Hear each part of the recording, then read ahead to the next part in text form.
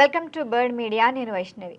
విశాఖపట్నాన్ని అంతర్జాతీయ నగరంగా తీర్చిదిద్దాలి అనే లక్ష్యంతో ఏపీ ప్రభుత్వం మరొక భారీ ఇన్ఫ్రాస్ట్రక్చర్ ప్రాజెక్టుకు శ్రీకారం చుట్టింది. విశాఖపట్నం నగర అభివృద్ధిలో కీలక మలుపుగా నిలిచే ఈ ప్రణాళికలో భాగంగా భోగాపురం అంతర్జాతీయ విమానాశ్రయం నుంచి రాంబిల్లిలోని నేవల్ ఆల్టర్నేటివ్ ఆపరేషనల్ బేస్ అంటే NAOB వరకు సుమారు 70 కిలోమీటర్ల సెమీ రింగ్ రోడ్ నిర్మించాలని ప్రభుత్వం నిర్ణయించుకుంది.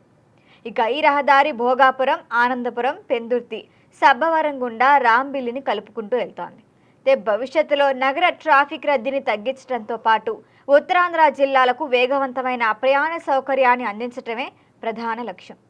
ముఖ్యంగా భారీ వాహనాలు నగరంలోకి ప్రవేశించకుండా ప్రత్యామ్నాయ మార్గంగా ఈ రహదారి ఉపయోగపడుతుంది. మరి ఇది కేవలం రవాణా సౌకర్యానికి మాత్రమే పరిమితం కాలేదు. విశాఖ చుట్టుపక్కల ప్రాంతాల్లో రియల్ ఎస్టేట్ మరియు పారిశ్రామికాభివృద్ధికి పెద్ద ఊతమివ్వబోతోంది.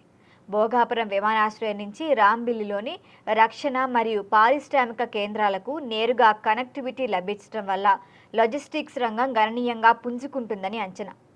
అయితే ఇప్పటికే విశాఖని ఆర్థిక రాజధానిగా అభివృద్ధి చేద్దామన్న లక్ష్యంతోనే టీడీపీ ప్రభుత్వం పెద్ద ఎత్తున పెట్టుబడులు ఆహ్వానిస్తోంది.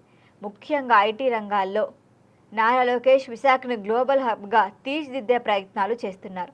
మరి ప్రపంచ దిగ్గజ టెక్ సంస్థలు నగరంలో పెట్టుబడులు పెట్టేందుకు కూడా ముందుకొస్తున్నాయి. అలాగే కేంద్ర ప్రభుత్వ రంగ సంస్థలు కూడా విశాఖలో కార్యకలాపాలను విస్తరిస్తున్నాయి. మరి ఇటువంటి టైంలో భోగాపురంలో నిర్మాణంలో ఉన్న అంతర్జాతీయ విమానాశ్రయం త్వరలో అందుబాటులోకి రాబోతున్న నేపథ్యంలో ఈ సెమీ రింగ్ రోడ్డు ప్రాజెక్టే ప్రాధాన్యం మరింత పెరిగింది. విమానాశ్రయం నుంచి నగరంలోని వివిధ పారిశ్రామిక మరియు రక్షణ కేంద్రాల వరకు వేగవంతమైన కనెక్టివిటీ లభిస్తే పెట్టుబడులు మరింత పెరగబోతాయి. మరి పర్యాటక రంగంలో కూడా ఇప్పటికే విశాఖకు మంచి గుర్తింపు ఉంది.